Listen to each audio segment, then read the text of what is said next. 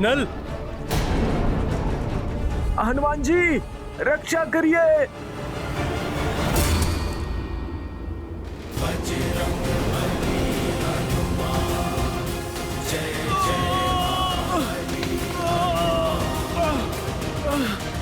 जय श्री राम।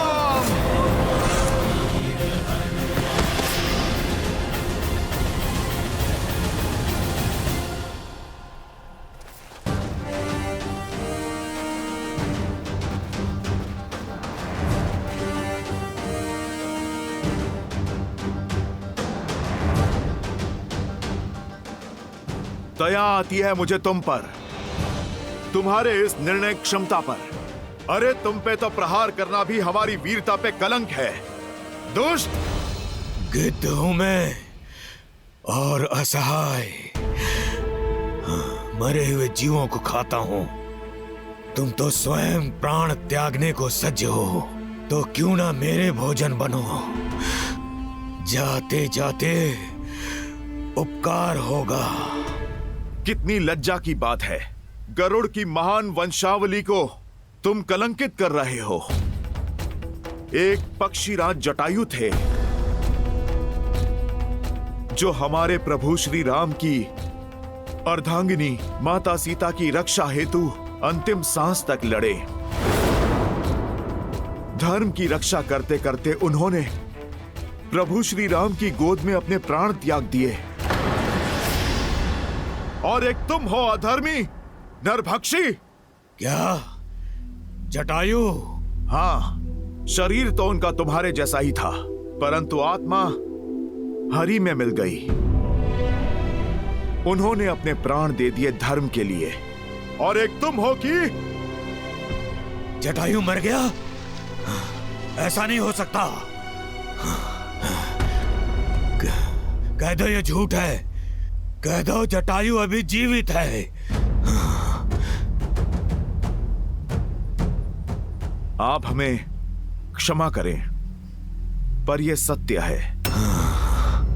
माता सीता को बचाने के लिए जटायु ने मृत्यु के लिए सज्ज हो जाओ। जटायु! अपने प्राणों की आहुति दे दी।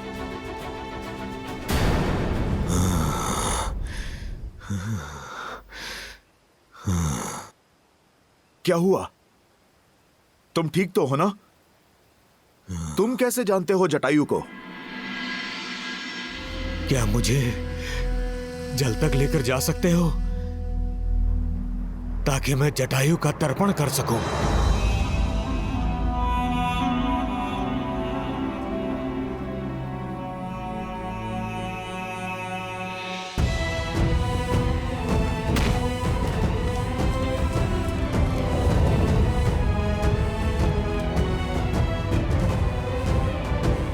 भैया उत्तर दिशा की ओर गया हुआ दल भी लौट आया है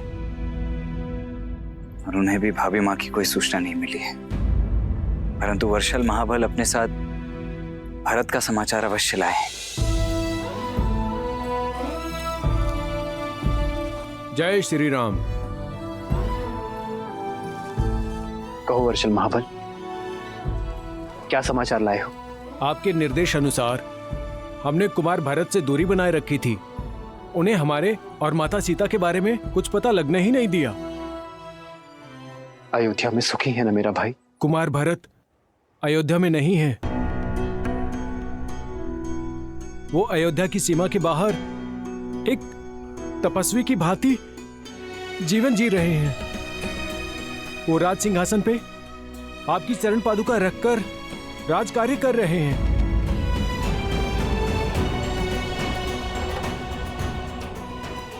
वो आप ही की तरह वनवासी जीवन जी रहे हैं। ऐसा ही है मेरा भरत। समर्पण का पर्याय है प्रेम की मूर्त। बड़ी अधीरता से वो आपके लौटने के दिन गिन रहे हैं प्रभु। आपके आदेश का पालन कर रहा हूं भैया, किंतु स्मरण रहे केवल 14 वर्ष। यदि एक क्षण भी अयोध्या लौटने में आपने विलंब किया तो अपने प्रिय भरत के निर्जीव शरीर से भेंट करेंगे आप। यदि मैं सीता को खोजकर 14 वर्षों के भीतर अयोध्या नहीं पहुंचा तो मेरा भरत मृत्यु का आलिंगन करूंगा।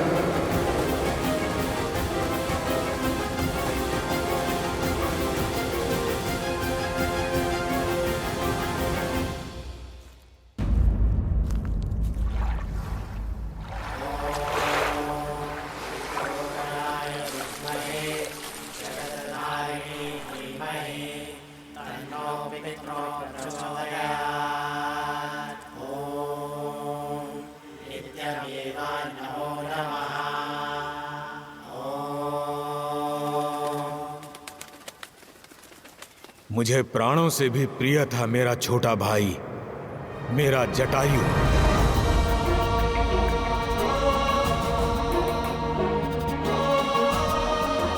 हमारा प्रेम निस्वार्थ था। एक साथ आकाश की ऊंचाइयों पर भ्रमण किया करते थे हम। अनजानी ऊंचाइयों तक जाने और अगम्य स्थानों की खोज करने का बहुत चाव था हमें। सूरज तक पहुंचने की स्पर्धा में जटायु आगे निकल चुका था और सूरज के तेज से जटायु के पंख जलने लगे। अपने भाई को बचाने के लिए मैंने अपनी सारी ऊर्जा लगा दी। उसके पास गया, अपने पंखों से उसे छाया दी। इसी कारण मेरे पंख जल गए और मैं नीचे गिर गया। हम दोनों भाई बिछड़ गए। मेरे भाई जटायु ने मुझे खोजने का प्रयास किया होगा, किंतु भाग्य का खेल देखिए, मैं यहाँ इस महासागर में आ गिरा।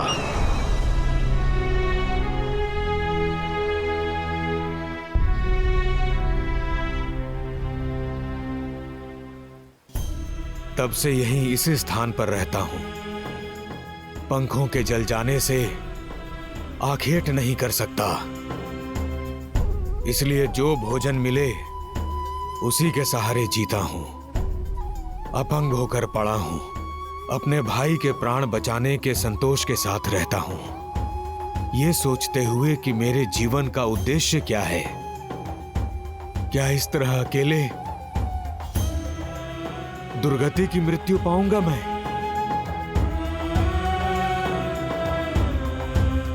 फिर एक दिन ऋषि निष्करा यहां से निकले। उन्होंने मुझे अपने जले हुए पंखों पर विलाप नहीं, प्रतीक्षा करने को कहा है।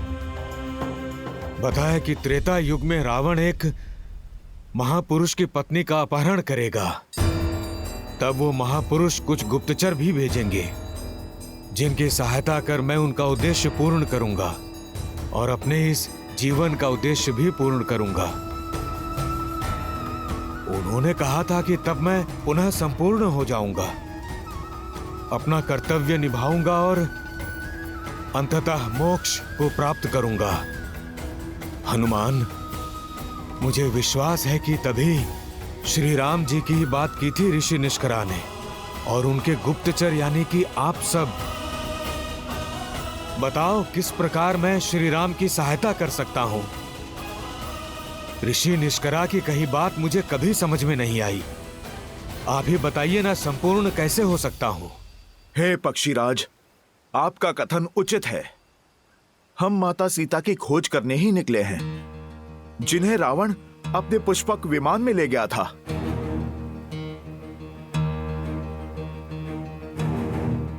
रावण? हाँ, मैंने देखा है उसे पुष्पक विमान में दक्षिण की तरफ जाते हुए।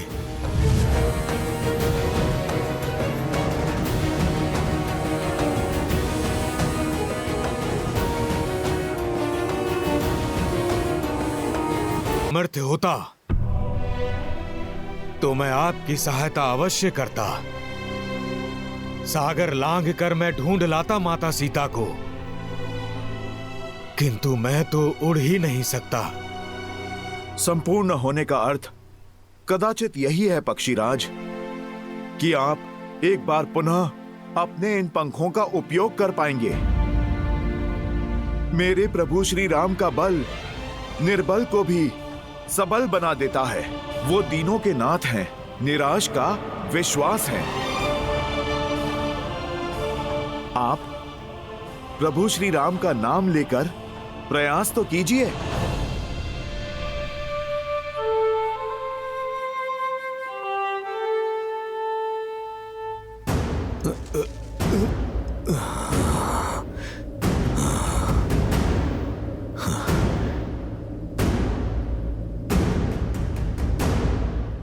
जय श्री राम, जय श्री राम, जय श्री राम, जय श्री राम।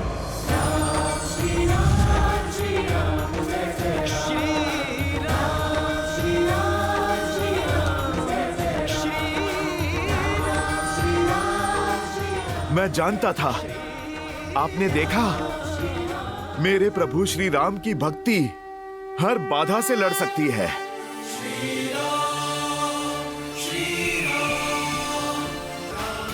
जय श्री राम, जय श्री राम। पक्षीराज, आपकी दृष्टि बहुत तीव्र है। अपनी तीव्र दृष्टि से महासागर के पार माता सीता को खोजिए। बलकर वस्त्रों में सत्य और सतीत्व के तेज से युक्त दिखेंगी आपको।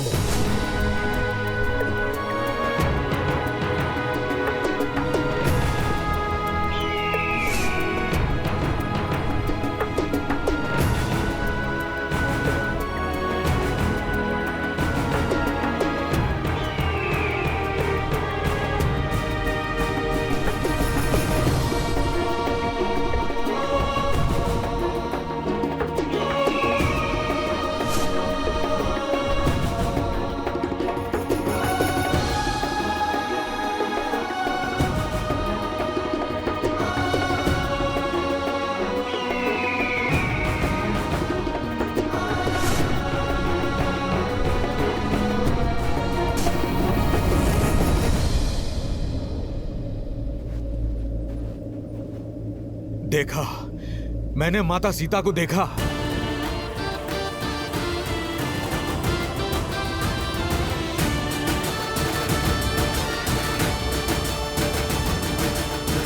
एक वृक्ष के नीचे तपस्विनी के भेष में देखा। उनकी आंखों से आंसू बह रहे थे। मुख पर अलौकिक तेज था। अवश्य वे माता सीता हैं। किंतु क्या? किंतु वहां जाना असंभव है। वो जगह यहां से 100 योजन दूर है। इतना तो पक्षी भी नहीं उड़ सकते। क्षमा कीजिएगा, मैं अब और आपकी सहायता नहीं कर सकता। प्रतीत होता है मेरे जीवन का उद्देश्य पूर्ण हुआ। जय श्री राम। राम नाम सत्य है।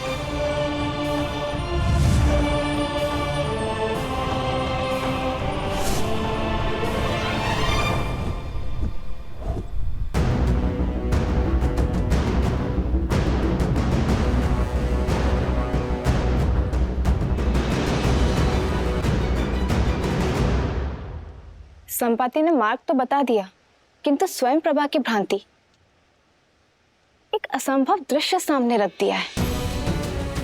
जो सागर रावण भी पुष्पक विमान से पार करता है, उसे छलांग लगाकर कौन पार करेगा? राम के काम कौन करेगा? सीता को आशा कौन देगा? यदि 14 वर्ष के समाप्ति तक राम अयोध्या नहीं पहुंचे, तो भरत अपने प्राण त्याग देंगे। देवी,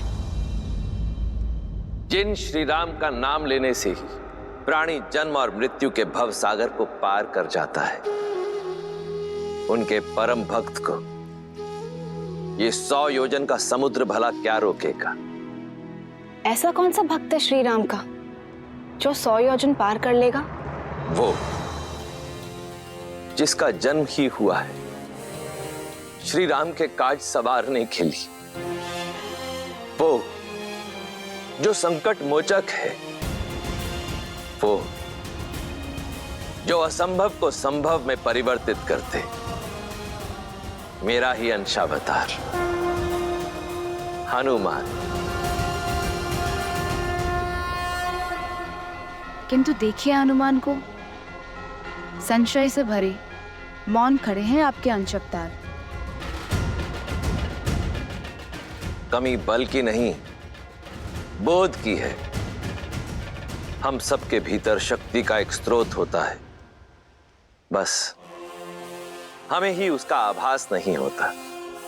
हनुमान की शक्ति असीमित है, परंतु उनका बोध गौण है।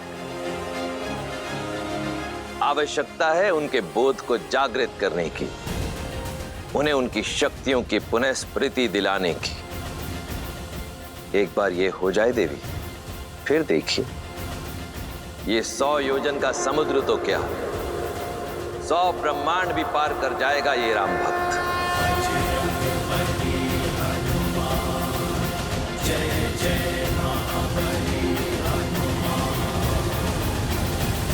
लगता है कि हमें लौट जाना चाहिए।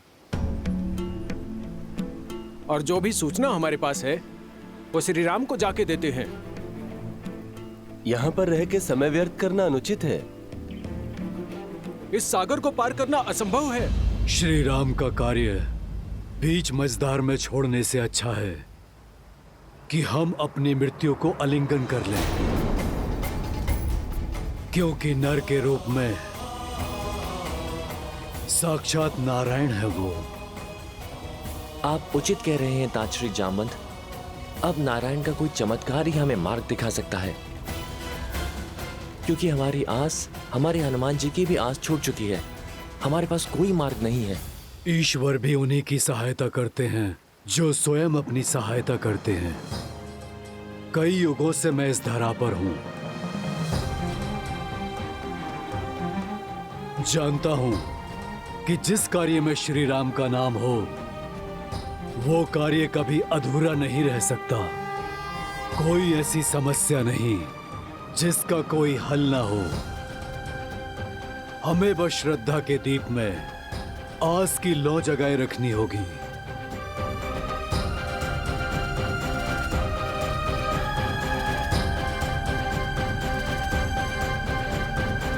स्वामी, आपका अंश अवतार हनुमान आशा खो चुका है।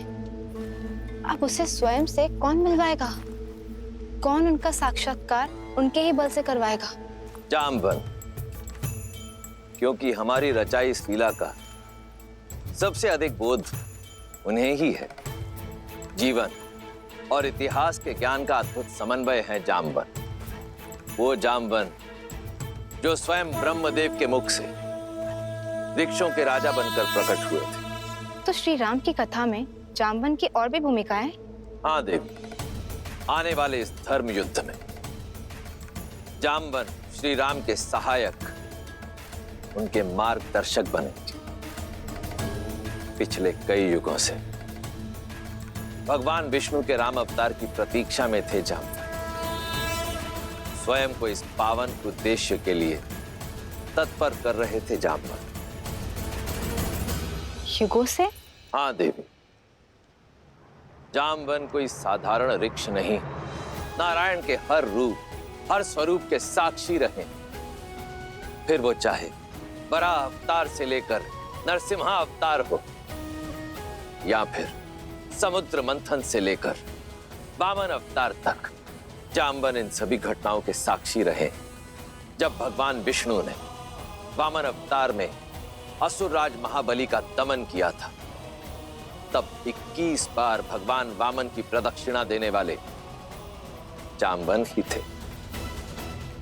और अब राम अवतार में, राम रावण युद्ध में श्री राम के गुरु बनकर उनका मार्गदर्शन करने का दायित्व भी जामवंत ही तक कौन जा सकता है? इतना सामर्थ्य तो हम में से किसी में भी नहीं है। संपाति ने हमें यह कहा था कि लंका यहां से कम 100 योजन दूर है। माना कि हम वानर हैं, किंतु इतनी दूरी तय करना तो हमारे लिए भी असंभव है। संपाति और जटायु माता सीता को बचाने के लिए अपने प्राण तक न्यौछावर करने से पीछे नहीं हटे, और तुम कहते हो कि हम पीछे हट जाएं? कदापि नहीं। अपने भीतर झांको, कौन है जो माता सीता तक पहुंचने के लिए इस विशाल महासागर के पार निकल सकता है?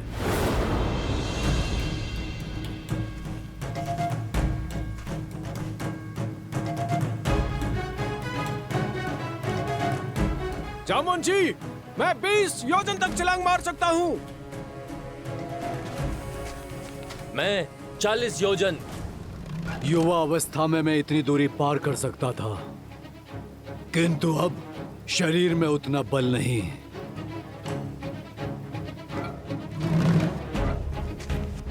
मैं करूंगा ये प्रयास।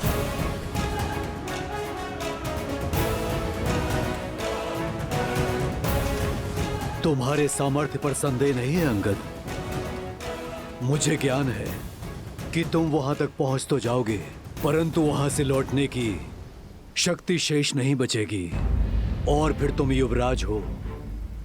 तुम्हारी रक्षा हमारे लिए आवश्यक है, और तुम्हारा यहाँ सेना के साथ रहना भी आवश्यक है।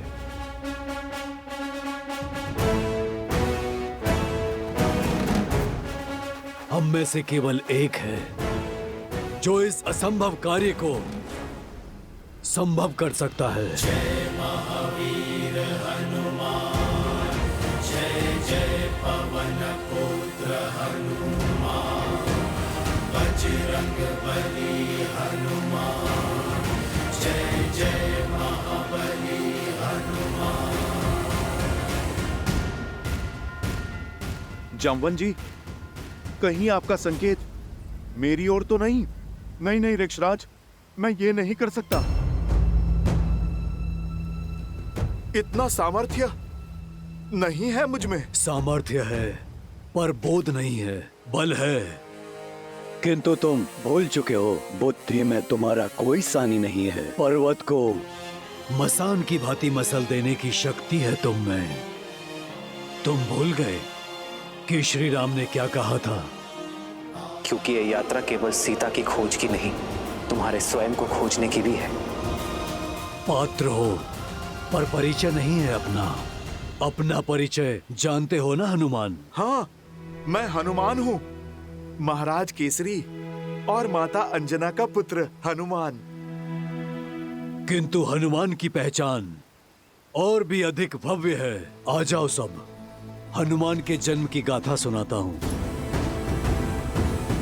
उन्हें उनकी वास्तविकता का बोध कराता हूँ।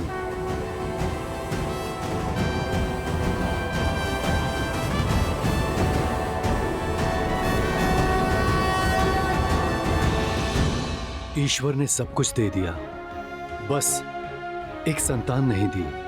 कोई नहीं जो हमें श्रद्धांजलि दे सके हमारे जाने के बाद। आपकी पीड़ा मुझे भी बहुत कष्ट देती है वानर राज। भीतर ही इस वेदना से जलती हूँ। वानर राज केसरी को एक वंशज तक ना दे पाई। लेकिन ऐसा कोई नहीं है जो मेरा आंचल पकड़ के मुझसे हट करे, जिसे मैं लोरिया सुनाकर सुलाऊं। मुझे लगता है अब केवल महादेव ही हमारा कष्ट हर सकते हैं।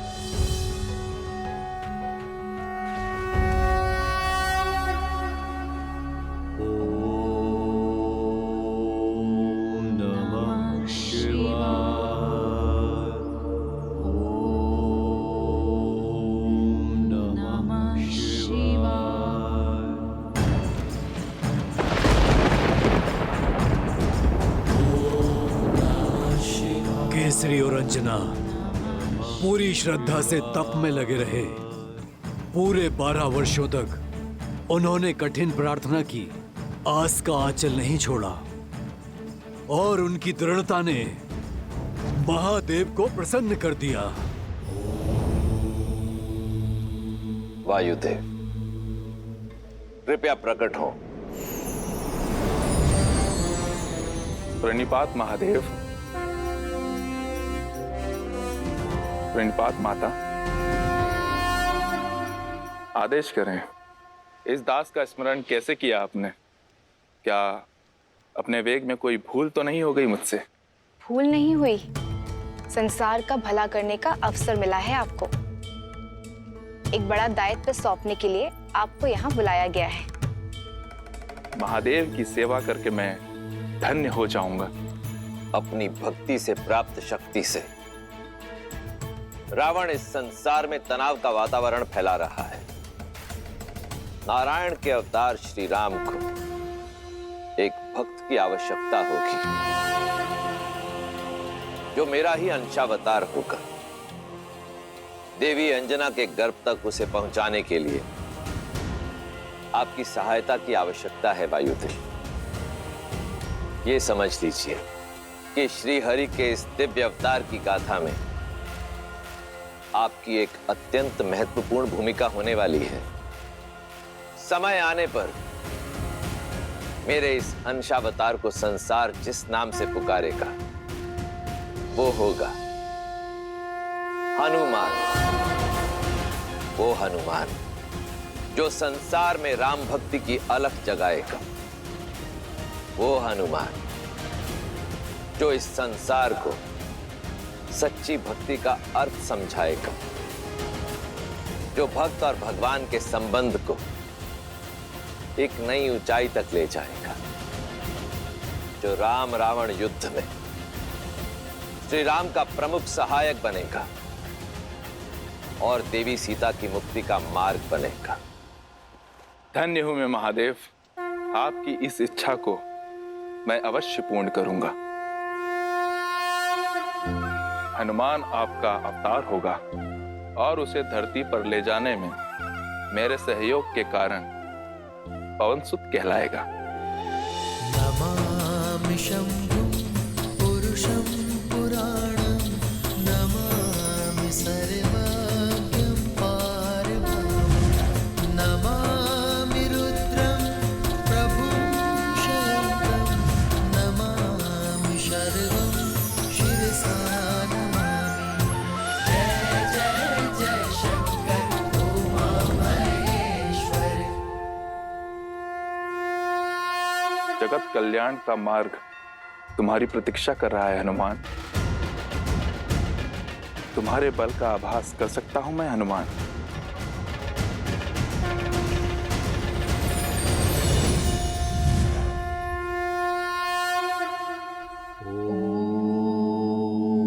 नमः शिवाय।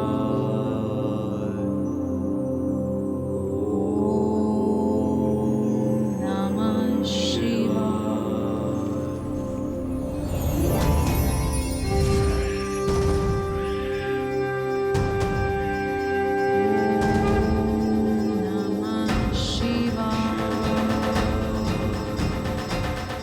रख सकता तो सदा सर्वदा तुम्हें अपने साथ ही रख लेता, किंतु महादेव का आदेश अडिग है, पास नहीं रहेगा, किंतु तुम्हारा पिता सदा तुम्हारे साथ रहेगा।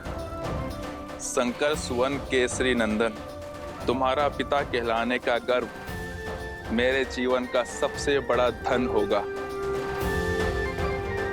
पवनसुत,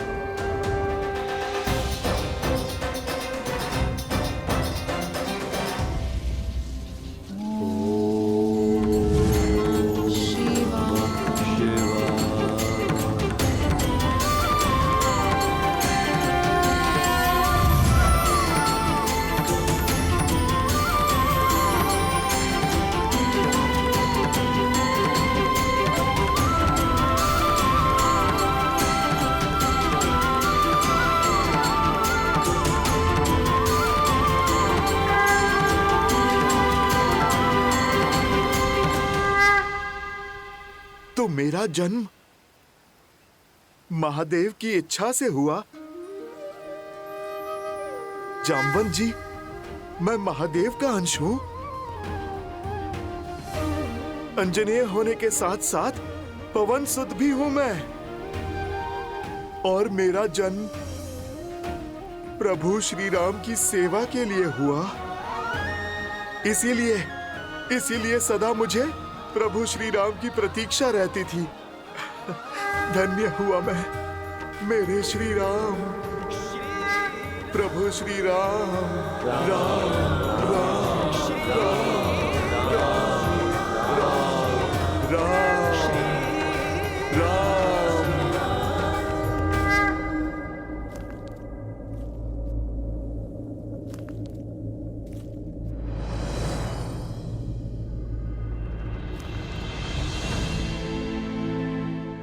चिंता न करें मित्र, हनुमान जो दायित्व लेते हैं उसे वो अवश्य पूर्ण करते।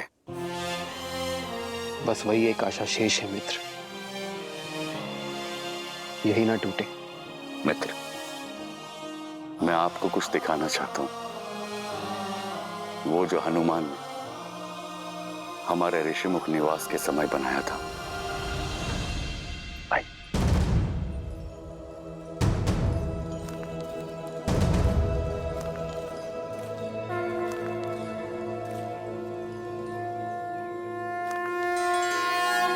मेरी मूर्ति ये हनुमान ने बनाई है मेरे लिए? हाँ, बिना आपको देखे आपके लिए हनुमान की भक्ति और समर्पण, उसकी कोई सीमा नहीं। अपने हृदय में उभरती छवि को वर्षों तक हर दिन अथक प्रयास से गढ़ा है उसने। भैया,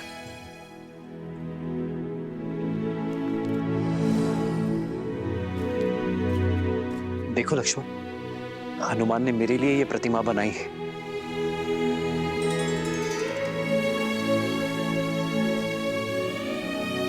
धन्य हुआ मैं लक्ष्मण कि मेरा सहयोगी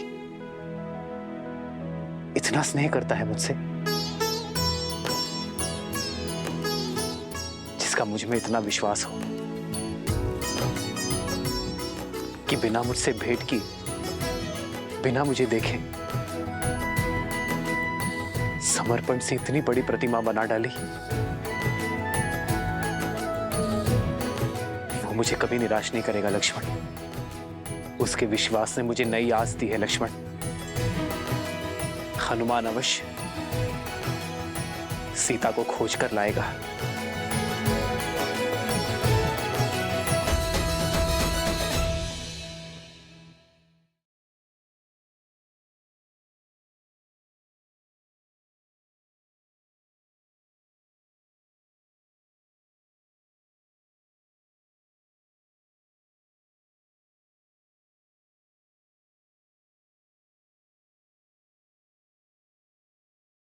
फल जितना बड़ा, जितना लाल, उतना ही स्वादिष्ट और रसीला होता है। मुझे यही फल खाना है। वो आम नहीं, सूर्यदेव है, सूर्यदेव। मारुति, पुत्र लौट आओ, मारुति।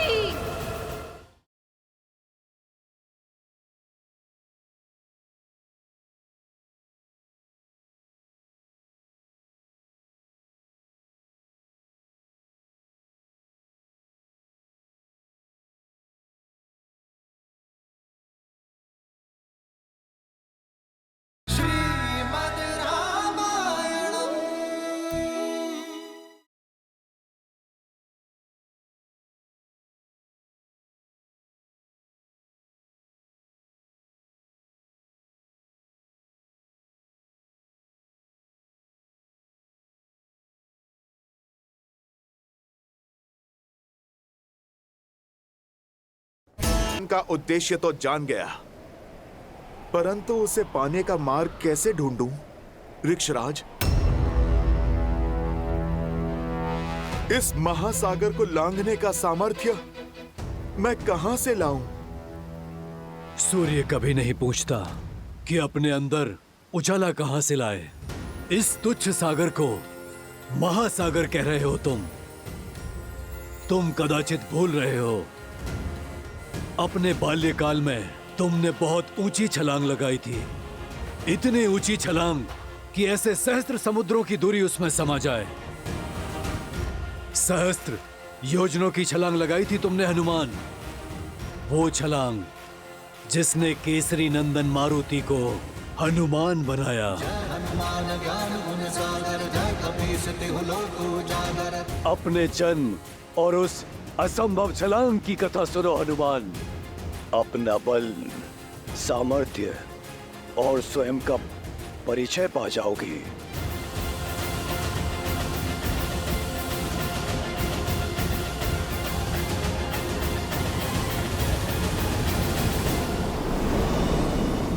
जन्मे मारुति प्यारे,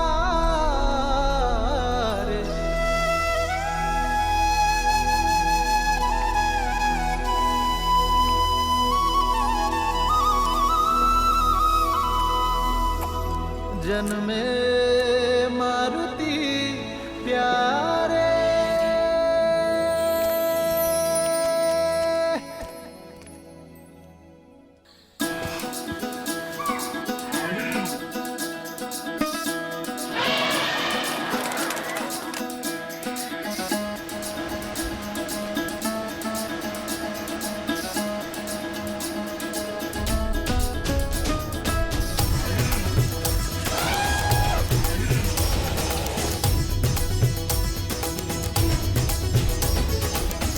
बाजत ढोल है मृदंग पखावज, झूमत मन मतवारे। मंगल पल ये आया है देखो, हर्षित वानर सारे। हो जन में मारुति प्यारे, शुभ है आंगन द्वारे, श्री राम के है दुलारे। ये केवल न केसरी और रंजना का पुत्र है, वायुदेव की भेंट है हमें। मारुत का आशीष है, पवन पुत्र मारुति है, मारुति।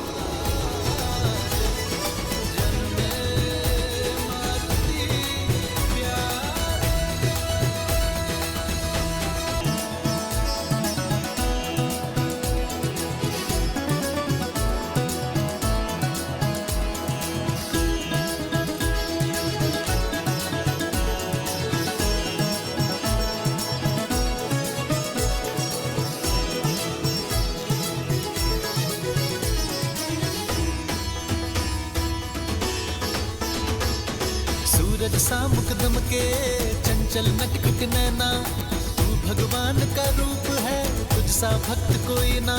सूरज सा मुकदम के चंचल नटखट नैना, तू भगवान का रूप है, तुझसा भक्त कोई ना।